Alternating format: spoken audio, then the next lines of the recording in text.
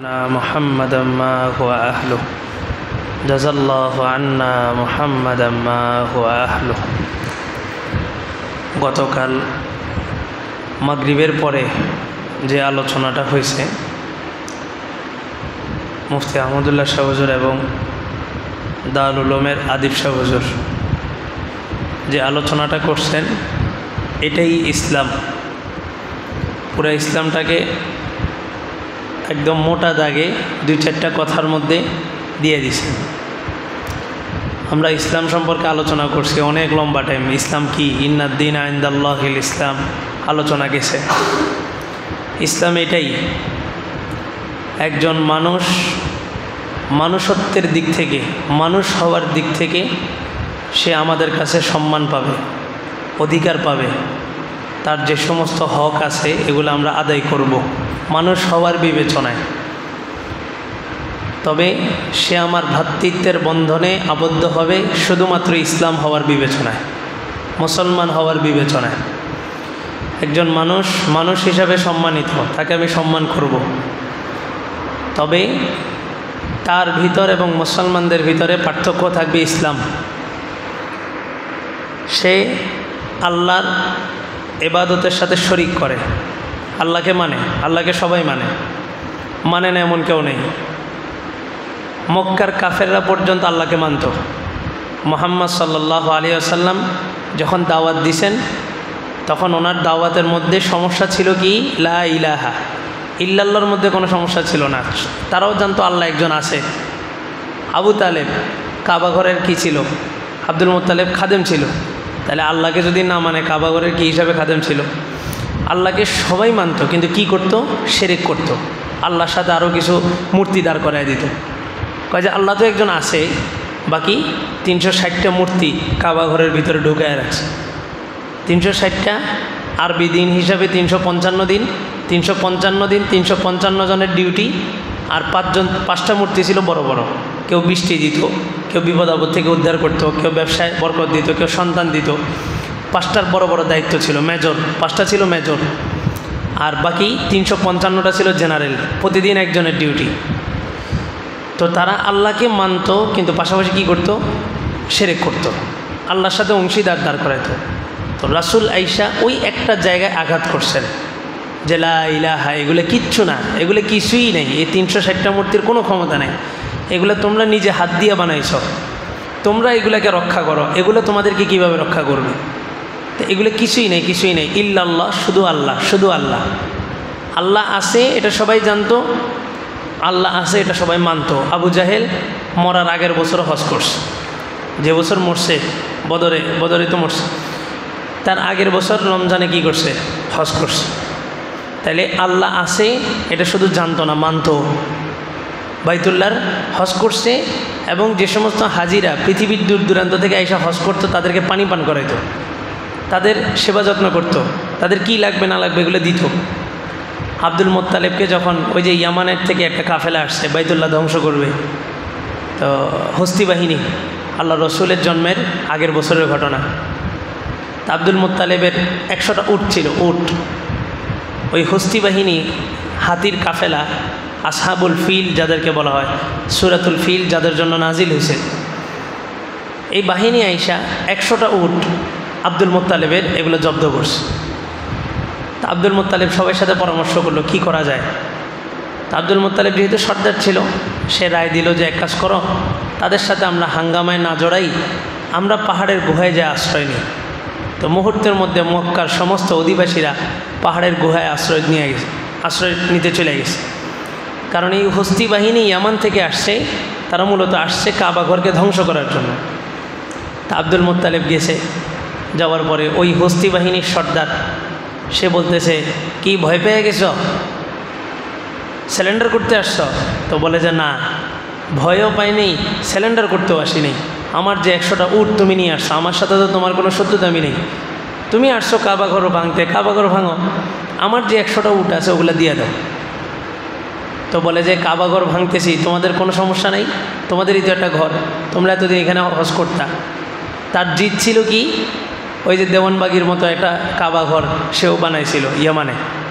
তো এক লোক ওখানে যায় তার জরুরত ছেড়ে ফেলছে ওয়াশরুম করে। তো ওই একটা ক্ষোভে সে নিয়োগ করছে যে আমি কাবা ঘর কী করবো, ভাঙবো। তো তখন আব্দুল মুত্তালিব এই জবাবটা দিছিল যে উটের মালিক আমি উট নেওয়ার জন্য আসছি, ওই ঘরেরও একজন মালিক আছে, উনি ওনার ঘর দেখবেন। তো তারা যখন আগে এসে মুহূর্তের মধ্যে আসমান কালো মেঘ হয়ে গেছে। ইতিহাসের পাতার মধ্যে আসছে ছোট্ট ছোট্ট কঙ্কর পড়ছে, কংক্রিট একদম ছোট ছোট, পাখির পায়ের দুই পায়ে দুইটা, ঠোঁটের মধ্যে একটা, আবাবিল পাখি 3টা কঙ্কর নিয়ে আসছিল। বলে যে এক একটা কঙ্কর পড়ছে মনে হচ্ছে বোম্বিং, এমনি যেখানে পড়ছে সেই হস্তি বাহিনীর উপরে পড়ছে, ওই হাতির উপরের লোকের মাথা দিয়ে ঢুকছে, নাড়ি ভুড়ি নিয়ে হাতির ভিতরে নাড়ি ভুড়ি সহ জমিনে পড়ে গেছে। এখনও পর্যন্ত ওই জায়গাটা আছে, হাজি সাহেবরা ওই জায়গাটা খুব দ্রুত হাঁটা যায়, ওই আজাবের জায়গাটা গরম, ওইটা খুব স্পিডে হাঁটা যায়। তো আব্দুল মুত্তালিবের জবাবটা কি, ওই ঘরেরও একজন মালিক আছে, উনি ওনার ঘর হেফাজত করবেন। তার মানে তারা আল্লাহকে বিশ্বাস করতো, আল্লাহ একজন আছে। কাবা ঘরের খাদেম ছিল। আল্লাহ রসুল বলছেন জাহান্নামীদের মধ্যে সবচাইতে একদম নিম্নমানের শাস্তি হবে তার। কাবা ঘরের খাদেম ছিল হিসাবে কি শাস্তি, বলে যে জাহান্নামের একটা বুট জুতা পরানো হবে, শুধুমাত্র একটা বুট জুতা। তো সাহাবায়ে কেরাম একটু খুশি হয়ে গেছেন যে তাহলে আযাব তো অনেক কম, রাসূলের চাচা দাদা, আযাব অনেক কম হবে। তা আল্লাহ রসুল বললেন এই আযাবের তীব্রতা কতটুকু জানো, বলে যে এই আযাব, এই বুট জুতাটা পড়বে পায়ে আর মাথার মগজ টকবক টকবক করতে থাকবে, পুরো শরীর ঝলসায় যাবে, এত তাপ হবে আগুনের। তো তারা আল্লাহকে মানত, কিন্তু পাশাপাশি কী করতো, শিরক করতো। অনুরূপভাবে আমরাও আল্লাহকে মানি ঠিক, আমরা সরাসরি মূর্তির পূজা না করলেও বিভিন্ন বস্তুর পূজা করি। কয় যে ভাই ভালো আছেন, কীভাবে চলতেছেন? তো উত্তর দেয়, কয় যে একটা ব্যবসা আছে, আল্লাহ চালাইতেছে। ওই যে একটা ব্যবসা আছে, এই উসিলায় চলতেছি, নাইলে অবস্থা খারাপ আছিল। তাহলে তারা সরাসরি মূর্তিকে বলতো এই মূর্তিটা আমাকে চালায়, আর আমি বলতেছি ব্যবসা আমাকে চালায়, একই প্যাটার্ন ভিন্ন কিন্তু বিষয় এক। তারা বলে যে এই মূর্তিটা আমাকে সুস্থ করছে, আর আমি বলি হাসপাতালের একটা ডাক্তার আছে এত ভালো, তার কাছে গেলেই রোগী কী হয়ে যায়, সুস্থ হয়ে যায়, একই বিষয়। ওই যে বললাম মূর্তি, তারা বলছে মূর্তি ভালো করছে, আর আমি বলছি ডাক্তার ভালো করছে, একই প্যাটার্ন একই। বলতে হবে কি, আল্লাহ ভালো করছেন, আল্লাহ পালতেছেন, আল্লাহ আছেন বলেই আছি, আল্লাহ চালাইতেছেন বলেই চলতেছি, আল্লাহ সুস্থ রাখছেন বলেই সুস্থ আছে। দ্বিতীয় নম্বর যে বিষয়টা গতকালকের আলোচনায় ফুটে উঠছে সেটা হইল লা ইলাহা মানে কি, আগে তাগুতকে বর্জন করতে হবে, আগে ইলাহ নাই এটা স্বীকার করতে হবে, তারপরে ইল্লাল্লাহ আল্লাহকে বসাইতে হবে। আয়াতুল কুরসি যে আয়াত সবচেয়ে দামি আয়াত, এই আয়াতুল কুরসির পরের শব্দ, পরের আয়াত যেটা, সেটা হইল লা ইকরাহা ফিদ্দীন ক্বাদ তাবায়্যানার রুশদু মিনাল গাই ফামান ইয়াকফুর বিত্তাগুত ওয়া ইউমিন বিল্লাহ। আল্লাহ বলেন লা ইকরাহা ফিদ্দীন, ধর্ম দিন গ্রহণ করার ক্ষেত্রে বাড়াবাড়ি নাই। তুমি হিন্দু হইতে পারো, খ্রিস্টানও হইতে পারো, মুসলমান হইতে পারো, এটা তোমার ইচ্ছা, কারণ এটা তো পরীক্ষার হল। পরীক্ষার হলে কি হুজুররা মারে নাকি? টিচাররা ভুল লেখার কারণে মারে না। কখন? ওই যে খাতা কাটার সময় নাম্বার কেটে দেয়। তা আল্লাহ বলেন যে আদ-দুনিয়া দারুল ইমতিহান, এটা হচ্ছে পরীক্ষার একটা ঘর। তুমি যে কোনো ধর্ম অবলম্বন করতে পারো, তবে ইসলাম ধর্ম যদি গ্রহণ করতেই হয়, প্রথম নাম্বার ফামান ইয়াকফুর বিত্তাগুত, আগে ঈমান আনা যাবে না, এইসেই বলা যাবে না যে আমি ইসলাম ধর্ম মানলাম। তোমাকে আগে বলতে হবে যে আমি তাগুতকে অস্বীকার করলাম, আমি এই সমস্ত মূর্তি পূজারীদেরকে অস্বীকার করলাম, এই সমস্ত বস্তু পূজারীদেরকে অস্বীকার করলাম, সব কিছু অস্বীকার করছি, সব ক্ষমতাগুলোকে অস্বীকার করছি। কইরা ওয়া ইউমিন বিল্লাহ, এরপরে যে আমার দিল খালি হয়ে গেছে, দিলে এখন আর কিছু নেই, তারপরে যে আমি এই দিলে কি বসাইলাম, ইল্লাল্লাহ, লা ইলাহা, সব খালি করছি, নাই নাই কিছুই নেই, এগুলো পূজা করে এগুলো কিছুই না, কিছুই না, দিল খালি করে তারপরে বসাইলাম ইল্লাল্লাহ। আল্লাহ বলেন ফাকাদ ইসতামসাকা বিল উরওয়াতিল ওয়াসকা, তুমি আল্লাহ তাআলা শক্ত রুজ্জ, শক্ত রশি আঁকড়ে ধরছো, যেই রশির শুরুতে তুমি, শেষে জান্নাত। ফাকাদ ইসতামসাকা বিল উরওয়াতিল ওয়াসকা, এরপর আল্লাহ বলেন এটা এত শক্ত একটা ঢাল, লাং ফিসামা লাহা, এর মধ্যে কোনো ফাটল নাই, কোনো ফাটল কেউ আনতে পারবে না। তাইলে মূর্তি পূজা করা যেমন কথা, পূজারীদেরকে সমর্থন জানানো একই কথা।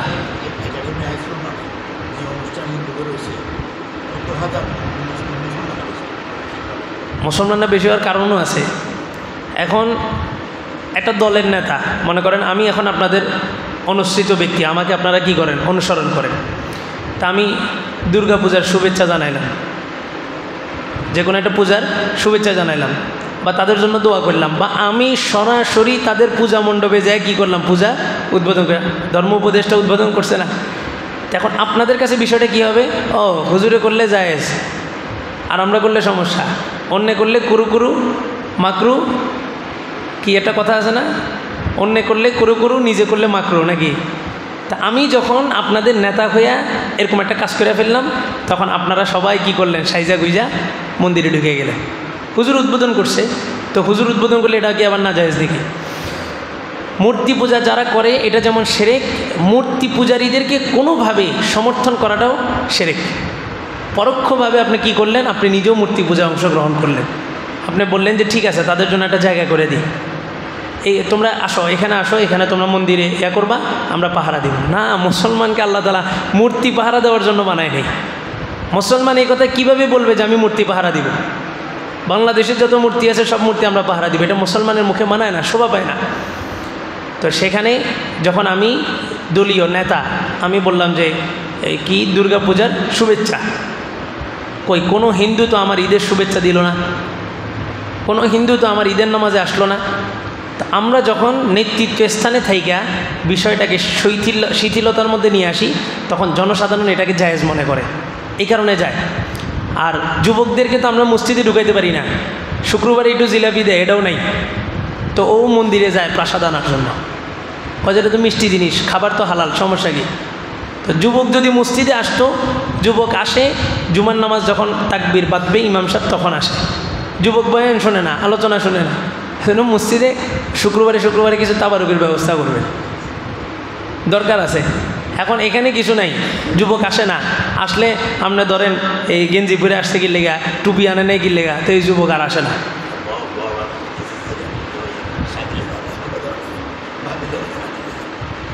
তো এখন যুবকরা জায়গা মন্দির, কারণ এই যে ধর্মীয় অনুভূতিগুলো যাদের মাধ্যমে আসবে, আমাদেরকে মানুষ অনুসরণ করে, তাহলে আমার একটা বক্তব্য ওইভাবেই দিতে হবে। সে মানুষ হিসেবে আমার কাছে সম্মান পাবে, কিন্তু বিধর্মী হিসেবে কখনোই তার ধর্মের কোনো বিষয়কে আমি সাপোর্ট করতে পারি না।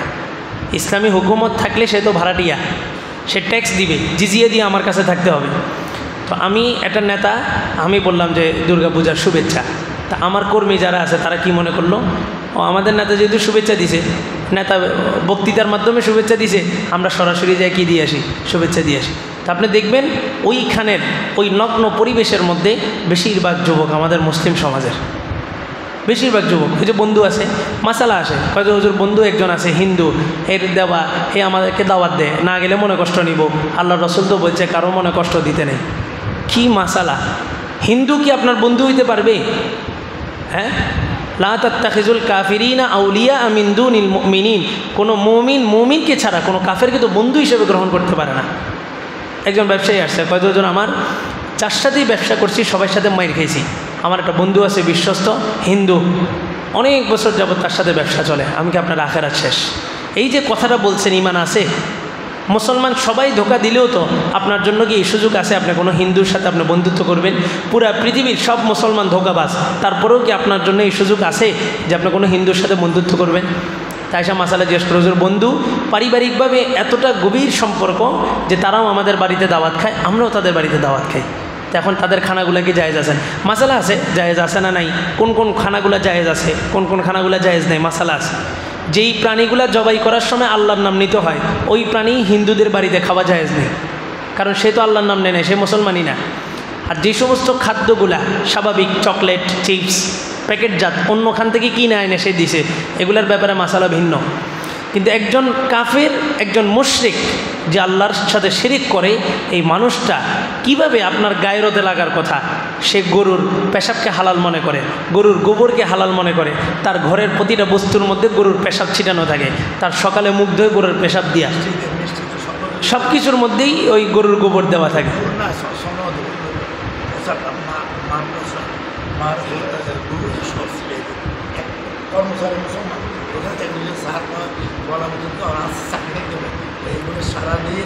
আবার আমরা ওইটারই খুব প্রশংসা করি, ওই যে একটা দই আছে না, কি জানি নাম,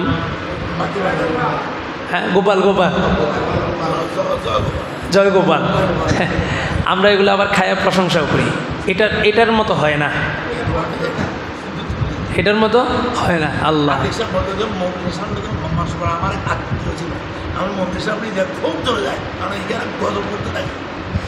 এজন্য এই জায়গাটা গতকালকের মাগরিবের বয়ানটা মূল এটাই ছিল। সে মানুষ হিসাবেই যত সুযোগ সুবিধা পাওয়া দরকার একজন মানুষ হিসাবে। যেমন বন্যার সময় আপনি ত্রাণ দিতে যায় চিন্তা করলেন এটা মুসলমান না হিন্দু, না, এটা সুযোগ নেই। সে মানুষ হিসেবে আপনার কাছে ত্রাণ পাবে। এই যে সুযোগ সুবিধাগুলা সে সমানভাবে ভোগ করবে। কিন্তু আমার ভাই শুধুমাত্র মুসলমান, ইন্নামাল মুসলিমুনা ইখওয়াতুন ইন্নামাল মুমিনুনা ইখওয়া, শুধুমাত্র মুমিন মুসলমানরাই পরস্পর ভাই। কোনো বিধর্মী তার ভাই হইতে পারবে না, তাহলে বন্ধুত্বের তো প্রশ্নই আসে না।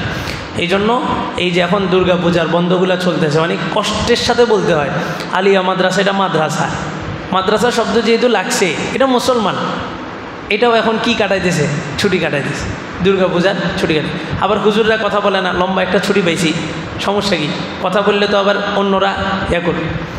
এত বিশাল একটা প্রতিষ্ঠান, ছুটিটা পাইলাম, সবাই ছুটি পেলাম, কিন্তু এটার মাধ্যমে ওই যে আপনার কালিমার প্রথম অংশ কি লা ইলাহা, আগে বর্জন করো, আগে বাদ দাও, সব বাদ দাও, বর্জন করতে করতে করতে ইল্লাল্লাহ বসাও। কি বলেন? মসজিদে এসে যদি বলে দুর্গা পূজার জন্য 3 দিন মসজিদ বন্ধ থাকবে, মানবেন আপনারা? তা আলিয়া মাদ্রাসার মসজিদের মধ্যে ব্যবধানটা কি? মাদ্রাসা মসজিদ তো একই ছিল রাসূলের যুগে, এখন না এসে আলাদা হয়েছে। আগে রাসূলের যুগে যেটা মসজিদ ওইটাই মাদ্রাসা ছিল, আসাবে সুফা থেকে মাদ্রাসা শুরু হয়েছে, ওই আসাবে সুফা মসজিদের মধ্যেই ছিল। তো এত বিশাল একটা সমাজ, আলিয়া মাদ্রাসার শিক্ষার্থী শিক্ষক তো কম না, পুরো বাংলাদেশে মিলায়, কিন্তু একজনও হ্যাঁ আল্লাহ। আবার আজ সেদিকে তারা আগাইতেছে, গানের শিক্ষক নিয়োগ দিবে, প্রাইমারি স্কুলগুলোতে গানের শিক্ষক নিয়োগ দিবে। এমনিই তো স্কুল প্রাইমারি স্কুলে ছাত্রছাত্রী নেই, এবার ধর্মীয় শিক্ষক বাদ দিয়ে যদি গানের শিক্ষক নিয়োগ দেয়, এবার আমাদের মেম্বার থেকে আওয়াজ আসবে প্রাইমারি স্কুলগুলো বয়কট করতে হবে। বয়কট করা ইমানি দায়িত্ব। ওই যে ব্রিটিশ আন্দোলন যখন হয়েছে তখন হোসাইন আহমদ মাদানী রহমাতুল্লাহ আলাই ফতুয়া দিয়েছিলেন যে এখন থেকে, আজকে থেকে ইংরেজ সরকারের আমলে অধীনে কোনো মুসলমানের কাজ করা জায়েজ নাই। তখনই সবাই, কেউ মিলিটারি ছিল, কেউ পুলিশ ছিল, সবাই সবার জায়গা থেকে পোশাক খুলে ফেলছে। এরপরে সশস্ত্র জিহাদ হইল, ইংরেজ খেদাও আন্দোলন, ব্রিটিশ বিরোধী আন্দোলন, ব্রিটিশদেরকে এই বাংলার জমিন থেকে তাড়ানো হয়েছে। এরকম একটা সিচুয়েশন সামনে আসতেছে। পার্বত্য অঞ্চল নিয়ে আমেরিকার যে ষড়যন্ত্র চলতেছে, পার্বত্য অঞ্চল, এটা যে কোনো সময় তারা বাংলাদেশ থেকে আলাদা করে ফেলবে। এই পার্বত্য অঞ্চল, রাখান, উখাই, এই মায়ানমার, এই অঞ্চলটা, সেন্ট মার্টিন দ্বীপ, এগুলো সবগুলো নিয়ে বহির্বিশ্বের মানুষের ষড়যন্ত্র। তো আগে করতো বাহিরে বৈশা, এখন তো সরাসরি আমরা রুম করে দিছি, এসি দিয়ে দিছি, তাদের মানবাধিকার প্রতিষ্ঠা করে দিছি, বাস এখন দেশের ভিতরে বৈশা বৈশা করবে। কোন দিকে আপনার ট্যাকেল দিবেন? কোন দিক ছাইরা কোন দিক নিয়ে কথা বলবেন?